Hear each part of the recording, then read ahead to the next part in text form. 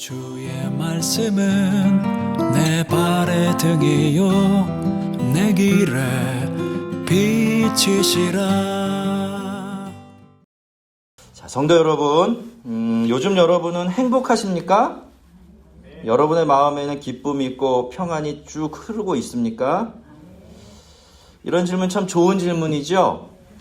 그렇지만 좀 묘한 구석이 있기도 합니다. 왜냐하면 너무 좋은 질문인데 묻고 답하기가 늘 편안하기만 한 그런 질문이 아니죠. 그래서 대개 이런 질문은 이렇게 직접적으로 잘 하지 않습니다. 그죠? 잘 지내고 계시나요? 별일 없으시지요? 뭐 이런 질문 정도로 대신합니다. 근데 여러분 참 이상하죠? 이 세상 모든 사람들이 다 행복하기 위해서 살아가요. 모두가 다 기뻐하고 싶어 하지요? 늘 평안하게 살고 싶어 합니다. 그렇게 살고 싶어서 다들 애쓰고 있지 그 반대를 위해서 힘쓰는 사람 단 한 사람도 없을 겁니다. 우리가 교회에 나오는 일도 마찬가지죠. 이 세상에 불행하기 위해서 화를 내려고 불평거리, 불만거리 찾으려고 교회에 나오는 사람 한 사람도 없습니다.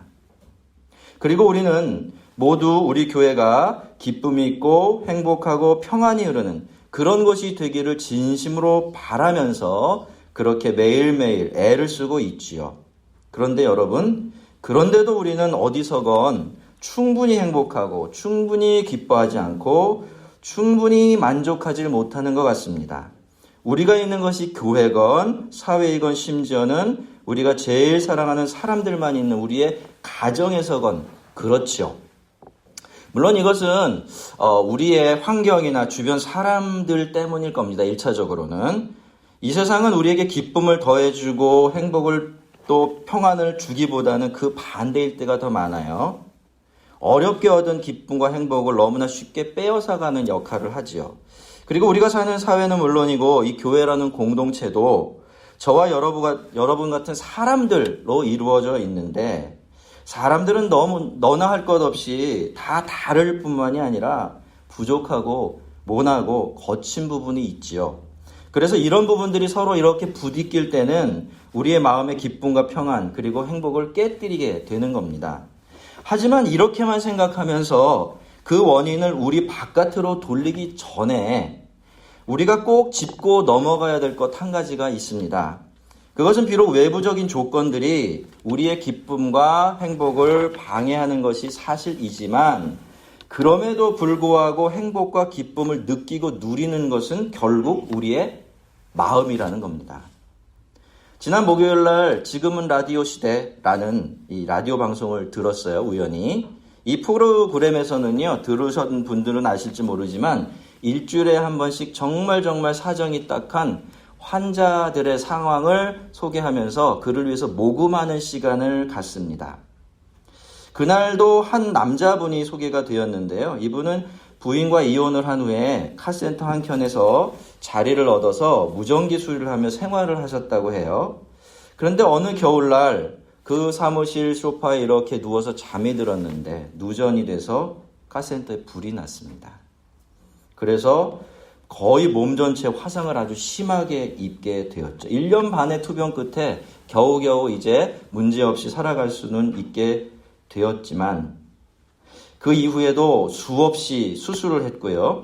방송에 나오기 전에는 그 화재로 다 들러붙었던 발가락을 하나하나 분리하는 수술을 마쳤는데요. 방송에 나올 때는 이 발바닥 수술을 이제 이 발이 아니라 발바닥 수술을 하기 이전이었습니다. 왜냐하면 이제 지내는 거는 그럭저럭 다 적응이 됐는데 이 양반이 발바닥에 입은 화상 때문에 걷는 게 너무너무 고통스러웠다고 그래요. 그래서 그렇게 이야기를 했습니다. 이번에 이것 때문에 수술을 하는데 이번에 이 수술 잘 돼서 잘 걸어 다니면 참 좋겠다라고 말이죠. 그런데 리포터가 그분에 대해서 그런 이야기를 또 들려주었습니다. 몸이 그러니 변변한 직장도 얻지 못해서 겨우겨우 일용직이나 임시직을 얻을 수 있을 뿐이었고요. 또 그래서 여관이나 쪽박 같은 곳에서 기거하면서 그렇게 살고 있다고 말이죠.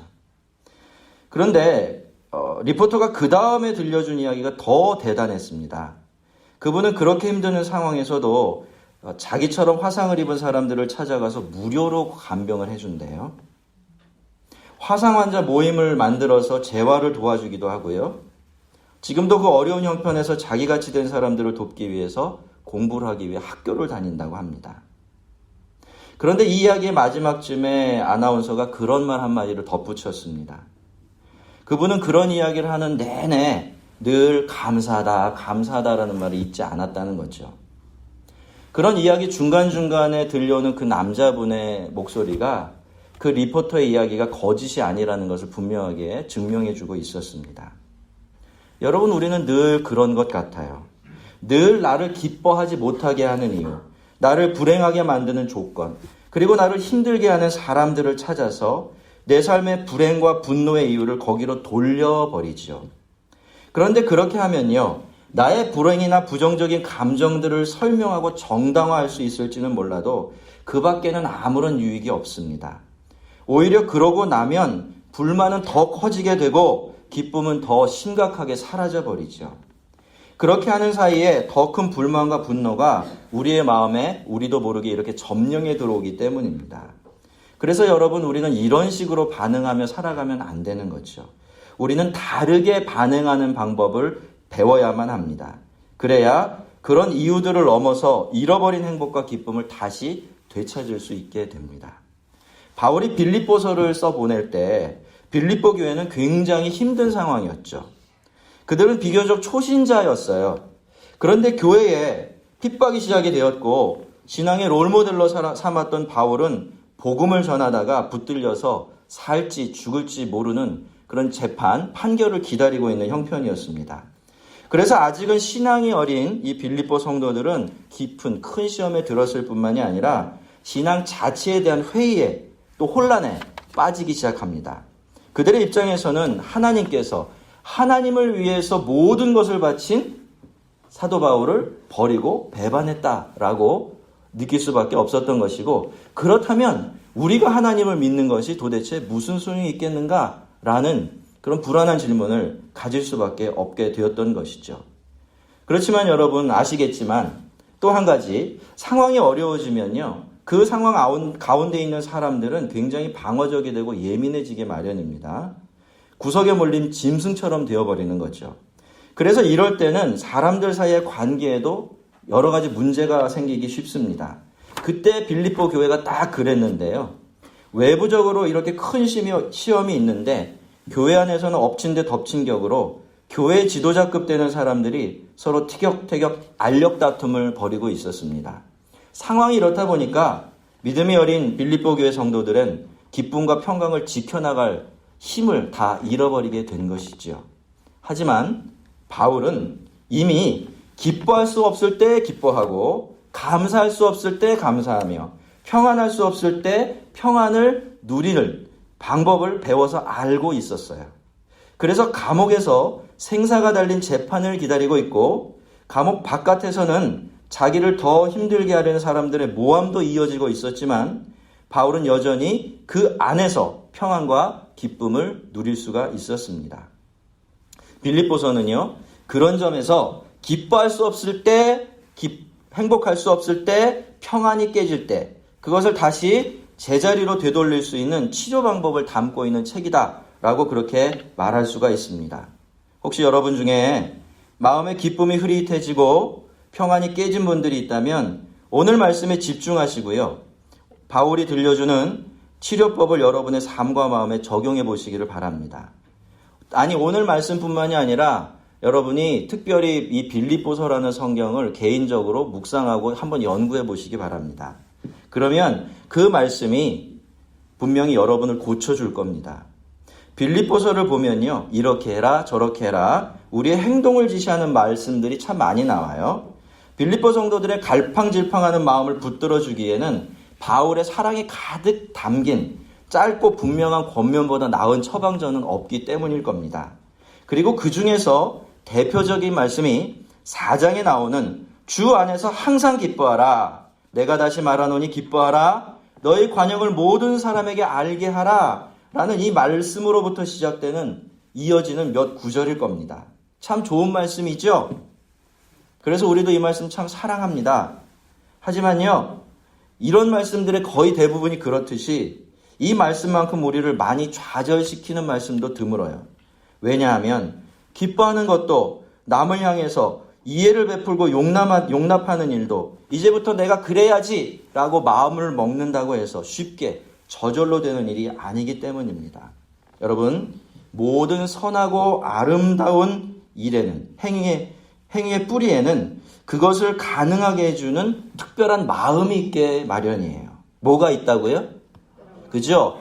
행동이나 겉으로 드러나는 아름답고 가치 있는 어떤 일을 뒷면에는 그 일을 가능하게 하는 마음이 있게 마련이에요. 기뻐하는 일이나 관용하는 일도 마찬가지예요. 그 마음이 준비되어 있으면 항상 기뻐할 수 있고 사람들을 용납할 수가 있습니다. 하지만 그런 마음이 준비되어 있지 않으면 기뻐할 수 없고 다른 사람들을 용납하고 받아줄 수도 없게 됩니다. 자, 오늘 본문은 이렇게 시작하고 있죠. 너희 안에 이 마음을 품으라. 곧 그리스도 예수의 마음이니. 한번 같이 읽어보겠습니다. 너희 안에 이 마음을 품으라. 곧 그리스도 예수의 마음이니. 한번 더 읽어볼까요? 너희 안에 이 마음을 품으라. 곧 그리스도 예수의 마음이니. 여러분, 이게 답입니다. 바울이 말하는 기쁨과 행복, 감사와 관용의 뿌리예요. 이 마음이 우리 안에 있어야 우리는 예수님처럼 기뻐하고 예수님처럼 용서할 수가 있습니다. 예수님처럼 마음의 평안과 행복을 지켜낼 수가 있어요. 바울은 예수님을 알게 된 이후부터 줄곧 예수님 마음을 배우며 그 마음을 품고 그 마음을 따라가려고 굉장히 애써왔던 사람입니다. 그래서 비록 완전하지는 않았지만 직접 예수님의 마음을 품고 살아가려고 애써보았기 때문에 기쁨과 행복이라는 것이, 잘 들으세요, 좋은 사람이나 그럴듯한 형편이 나에게 가져다 주는 것이 아니라 예수님의 마음을 닮은 마음으로부터 솟아나오는 것이라는 것을 분명하게 알 수 있었던 겁니다. 그래서 바울은 4장 11절에서도 자기가 어떤 형편에 있든지 간에 자기는 자족할 수 있는 비결을 배웠다라고 그렇게 고백할 수 있었던 것이죠. 성도 여러분, 기쁨은, 행복은, 그리고 만족과 평안은 사람이나 형편이 가져다 주는 것이 아닙니다. 우리가 그런 기쁨, 그런 행복, 그런 만족, 그런 평안을 기다리고 찾아다니니까 우리의 마음이 늘 그렇게 우리가 원하는 것과는 반대 모양이 되는 것이에요. 여러분, 이 아름다운 마음의 축복들은요, 우리의 마음이 느끼고 누리는 것입니다. 그러니까 마음이 그것을 느끼고 누릴 준비가 되어 있지 않으면 아무리 대단한 복이 우리에게 주어지고 행복이 주어져도 그것 별 의미가 없어지는 거죠. 이 마음의 준비가 되어 있을 때 우리는 이런 복을 누릴 수가 있고 붙들 수가 있는 겁니다. 그리고 이 마음의 준비라는 것이 다른 것이 아니라 뭐죠? 바로 예수님의 마음을 품는 겁니다. 너희 안에 이 마음을 품으라. 곧 그리스도 예수의 마음이니. 바울은 지금 우리를 고생길로 인도하는 게 아니에요. 여러분, 너희 안에 이 마음을 품으라. 곧 그리스도 예수의 마음이니. 이렇게 말하면 얼굴이 확 피고 환해집니까? 아니면 주여 이렇게 됩니까? 주여 되면 안 되는 거예요. 지금 왜 그러냐면 여러분, 바울은요, 우리를 고생길로 인도하는 게 아니에요. 바울은 이 세상이 우리에게 줄 수 없는 든든한 기쁨과 행복, 그리고 평안함으로 우리를 이끌어드리고 있는 거죠. 참된 행복과 참된 기쁨과 평안은 우리 예수님의 마음 안에서만 찾을 수 있는 보물이기 때문입니다. 여러분, 여러분에게 제가 간절히 권면합니다. 엉뚱한 데서 기쁨과 만족을 찾지 마세요. 엄한 데 가서 행복을 찾아 헤매지 마십시오. 적당한 것, 금세 깨지고 사라지는 그런 평강과 그런 기쁨을 찾으신다면 몰라도 여러분이 만약에 진짜 베개를 찾으신다면 절대로 그러시면 안 됩니다. 그 대신 바울의 말에 귀를 기울이십시오. 바울이 그랬던 것처럼 여러분의 마음에 예수 그리스도의 마음을 품으십시오. 그 마음을 연습하시고 배워가시고 그 마음을 따라 살아가세요. 거기 기쁨이 있는 겁니다. 거기 행복이 있고요. 거기 가야 우리가 잃어버렸던 그 행복과 평안을 다시 되찾을 수 있습니다. 자, 이제 바울은 이렇게 이야기한 후에 그렇다면 예수님의 마음이라는 것이 구체적으로 어떤 것인지를 설명해 주고 있습니다. 자, 6절을 한번 같이 읽어보겠습니다. 시작. 그는 근본 하나님의 본체시나 하나님과 동등됨을 취할 것으로 여기지 아니하시고. 여러분, 예수님은 하나님이세요. 어떤 면에서나 전혀 손색이 없고 부족한 것이 없는 완전한 하나님이시죠. 그래서 예수님은 하나님의 본체이신 겁니다.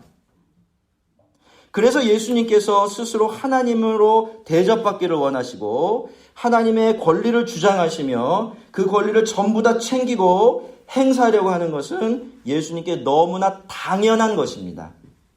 반대로 그렇게 하지 않으시고 그렇게 대접받지 못하신다면 그것만큼 부당한 일이 없는 것이죠. 그런데 여러분, 예수님은 놀랍게도 하나님이시기 때문에 자신이 원래부터 가지고 계셨던 권리를 전혀 주장하지 않으셨습니다. 이것이 하나님과 동등됨을 취할 것으로 여기지 아니하셨다라는 말의 가장 쉬운 의미예요. 그렇게 하는 것이 너무나 당연해요. 그렇게 해야 마땅하지요. 하나님으로 인정받고 하나님으로 높임을 받으며 하나님으로 대접받는 일을, 그건 너무나 예수님께는 당연한 일입니다. 그러나 예수님 자신은 그것을 자신의 권리라고 여기신 적이 단 한 번도 없었던 겁니다. 바로 이것이 바울이 알려주고 있는 예수 그리스도의 마음이에요. 7절과 8절을 보면 오히려 자기를 비워 종의 형체를 가지사 사람들과 같이 되셨고 사람의 모양으로 나타나사 자기를 낮추시고 죽기까지 복종하셨으니 곧 십자가의 죽으심이라 라는 말로 예수님의 탄생과 삶 그리고 죽으심에 대한 이야기를 들려주고 있는데요. 저는요, 이 말씀을 묵상하다가 만약 예수님께서 계속해서 하나님으로 높임을 받으시고 대접받기를 바라셨다면, 그런 마음 내려놓지 못하고 끝까지 고집을 부리셨다면 과연 그 예수님께서 이 세상에 사람으로 오실 수 있으셨을까? 설사 그렇게 이 세상에 오셨다고 해도 그런 그분 안에 기쁨과 평강이 있었겠으며 또 향기롭고 고상한 삶 살 수 있으셨을까? 그리고 무엇보다도 그렇게 영광스럽게 십자가를 지실 수 있으셨을까? 하는 질문을 해보았습니다. 여러분은 어떻게 생각하십니까? 무엇 때문에 예수님께서는 하나님이 인간이 되셨고 그리 낮고 누추한 삶을 사셨으며 그렇게 십자가에 달려 돌아가시면서도 마음 불편해하거나 화를 내거나 다른 사람 탓하지 않고 저주하지 않으실 수 있으셨을까요? 무엇 때문에 예수님은 그런 상황 속에서도 기뻐하시고 평안을 계속 지켜낼 수 있으셨겠습니까? 이제 아시겠습니까?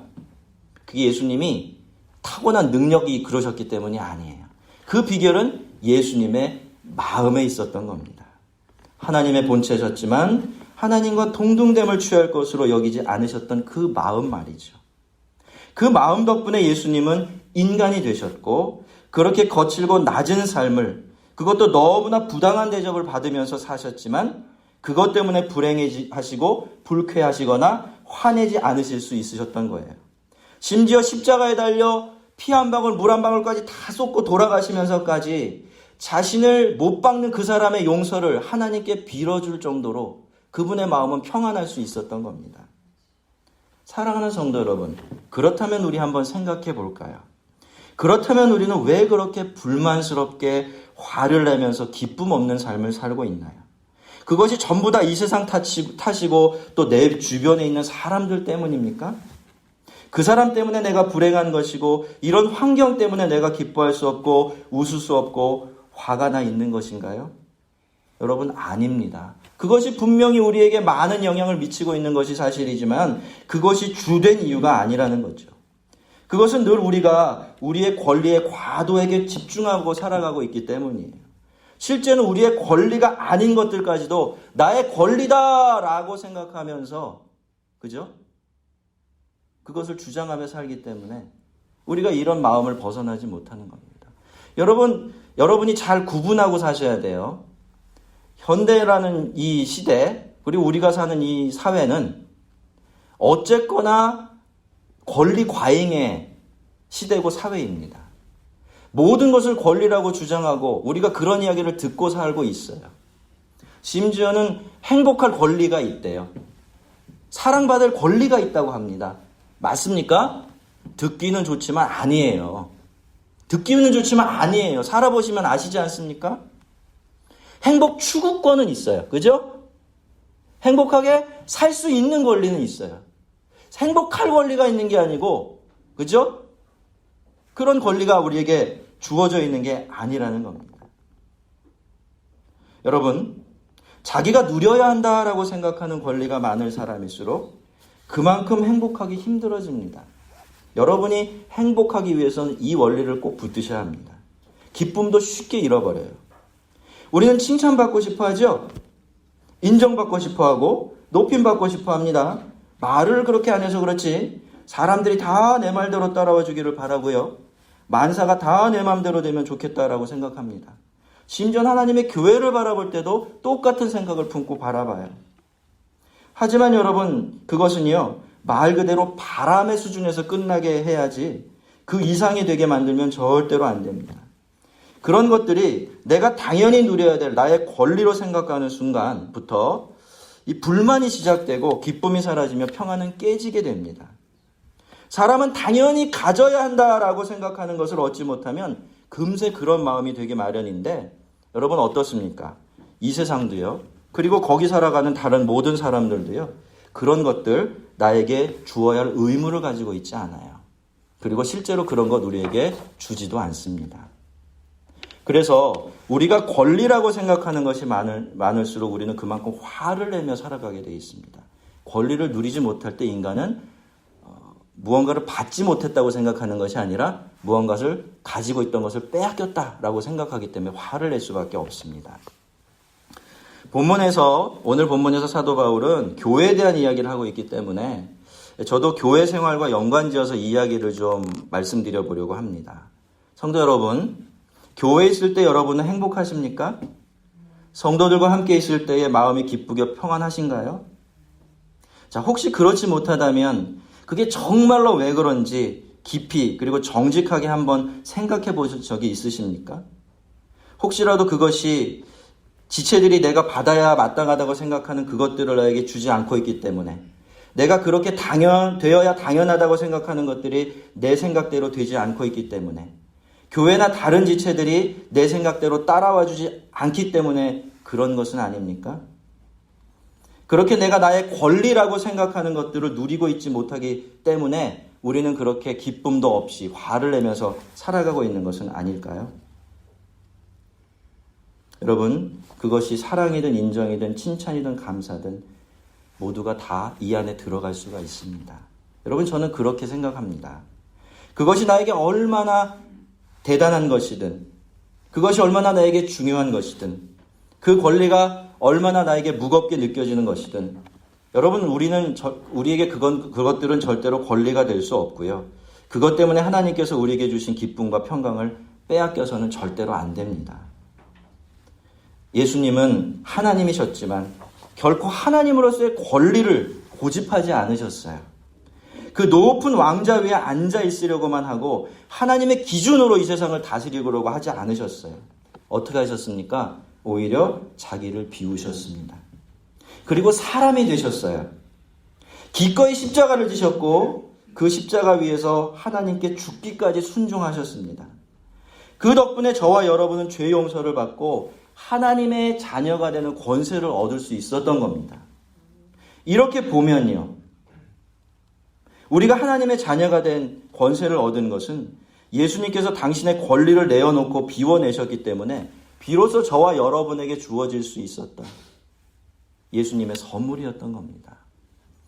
여러분이 하나님의 자녀라는 것이 여러분에게 기쁨이 됩니까? 은혜가 되나요?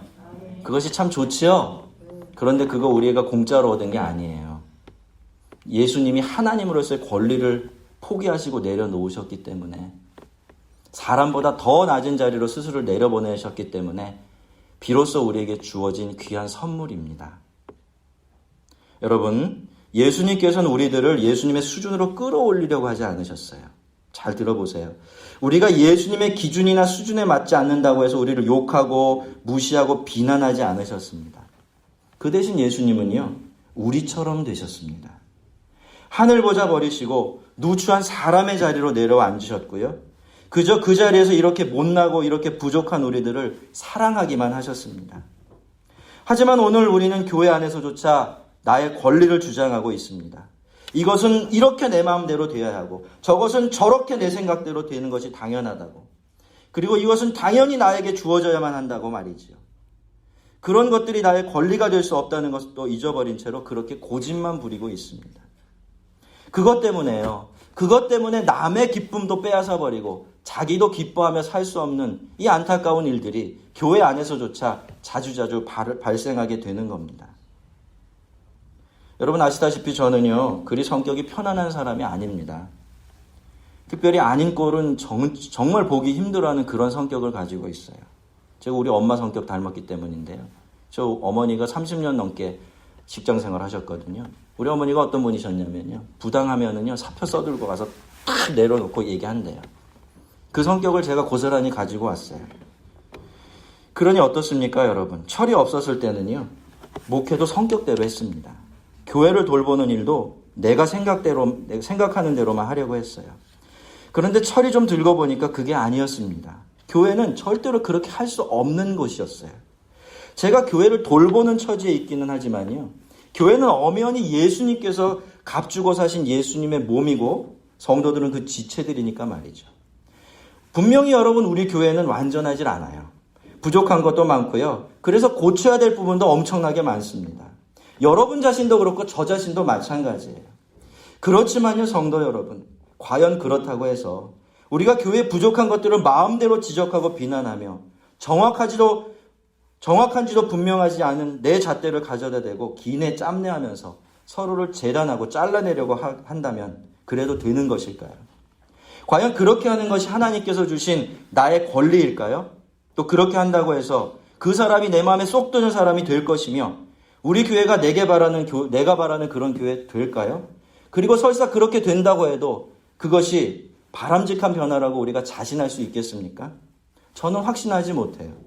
저는 제 생각을 다 믿지 못합니다. 제가 20년 넘게 목회를 하고 책을 읽고 기도하면서 고민을 해왔지만요. 도대체 교회가 어떤 곳이어야 한다라는 명확한 답을 완벽하게 얻지 못했어요. 그래서 제가 천천히 가는 겁니다. 확인하고 가는 거죠. 답답하고 더뎌도 그래야 예수님보다 앞서 나가지 않을 수가 있고 크게 잘못된 방향으로 나가지 않을 수 있기 때문에 마음속엔 이만큼 다 품고 있어도 그것 가지고 여러분을 휘두르려고 하지 않는 겁니다. 성도 여러분, 우리가 아무리 권리라고 생각하는 것이 중요해도 마땅히 그렇게 되어야 한다라고 여기는 그것이 아무리 대단하다고 해도 그것이 다른 지체들의 신앙의 기쁨을 빼앗고 나의 기쁨을 내던져버려도 될 만큼 대단하고 중요하지는 않습니다. 가끔 말씀드리는 것이지만요. 성도는요. 악한 것과 약한 것을 분명하게 분별해낼 줄 알아야 돼요. 무엇과 뭐를 분별하라고요? 어떤 것은 약한지, 약함에 속하는 건지 어떤 것은 악함에 속하는 건지를 잘 구분을 해야 돼요. 그리고 나서 약한 것은 얼마든지 이해하고 받아주고 기다려줄 줄 알아야 돼요. 약한 것을 비난하면, 부족한 것을 지적하면 그건 절대로 사랑이나 섬김이 될 수가 없습니다. 그것은 사랑을 빙자한 폭력이 될 수밖에 없어요. 그리고요, 악한 것들에 대해서도 비슷합니다. 악한 것을 말해야 할 때도 정말 조심스러워야 합니다. 절대로 거칠고 공격적인 언어로 나는 안 그런데 너희들은 왜 그러냐 라는 식으로 큰 소리를 내면 안 됩니다. 꼭 이야기를 해야만 한다면요. 그럴 때는 내 안에 예수님의 마음이 있는지를 먼저 확인하세요. 내 판단이, 내 말이 예수님 마음과 생각을 과연 제대로 담아내고 있는지 그것들을 체크하십시오. 교회 안에서 공적인 역할을 맡으신 분들은 특히 일에 더 또 조심하셔야 합니다. 그러지 않으면 지체들이 쓸데없이 상처를 받고 교회 안의 기쁨이 사라져버리게 됩니다. 성경은 우리에게 분명히 말씀하고 있어요. 우리가 분을 내는 것이 하나님의 의의를 이루지 못한다고 말이죠. 한번 따라해 볼까요? 우리가 분내는 것이 하나님의 의의를 이루지 못한다. 여러분, 하나님의 의의가 이루어지지 않는 그것이 행복한 것이 될 수 있을까요? 한번 생각해 보세요. 주의 뜻이 이루어지지 않는 그것이 아름답고 행복하고 따뜻한 것이 될 수 있겠습니까? 절대 불가합니다. 그렇다면 우리는 뭘 하지 말아야 돼요? 함부로 화내지 말아야 됩니다. 성도 여러분, 저는요, 여러분, 우리 모두가 정말 기쁘고 즐겁게 신앙생활했으면 좋겠습니다. 우리 교회는 그 누구도 다른 지체 때문에요. 기쁨을 빼앗기고 힘들어하지 않는 그런 교회가 됐으면 정말 좋겠어요. 오히려 서로가 서로로 인해서 더 큰 기쁨을 얻고 더 견고한 평안을 누리는 그런 공동체가 되면 좋겠습니다. 여러분도 똑같은 소원 품고 계시죠? 자, 그러면 이제 우리 함께 예수 그리스도의 마음을 품읍시다. 각자가 자기 속에 하나님의 본체셨지만 하나님과 동등됨을 취할 것으로 여기지 않으셨던 그 예수님의 마음을 닮은 그런 마음이 있는지, 그런 마음이 내 속에서 자라나고 있는지 늘 체크하며 사십시다. 그리고 무슨 말을 하고 어떤 행동을 할 때는요, 예수님 마음을 그 속에 꼭 담아내려고 애써 보십시다. 불편한 마음이 있을 땐 입을 닫아버리세요. 불편한 마음으로는 공적인 발언을 하는 게 아닙니다. 그건 사적인 영역에서 단둘이 있을 때 할 수 있는 일이지 공적인 영역에서는 화내면 안 돼요. 우리나라는요, 공사가 구분이 안 돼 있습니다. 너무너무 공적인 영역에서는 마음대로 굴어요. 그게 마땅히 당연한 권리라고 생각해요. 그런데 그렇지 않아요. 그럴 만큼 중요한 문제가 생각보다 우리 주변에 그렇게 많지 않습니다.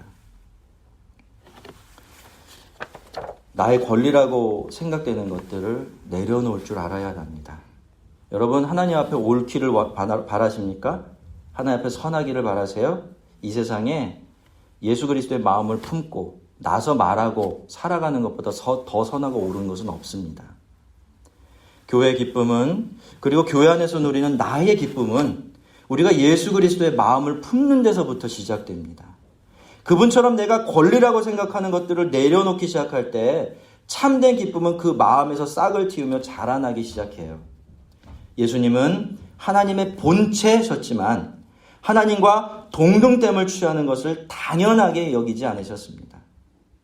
늘 우리 주님을 닮은 마음을 품고 주님처럼 권리라고 여기는 것들을 내려놓음으로써 우리와 하나님의 기쁨이 되고 또 하나님께서 나에게 주신 영혼의 기쁨 지켜내는 우리 모두가 되기를 주의 이름으로 축원합니다. 기도하겠습니다.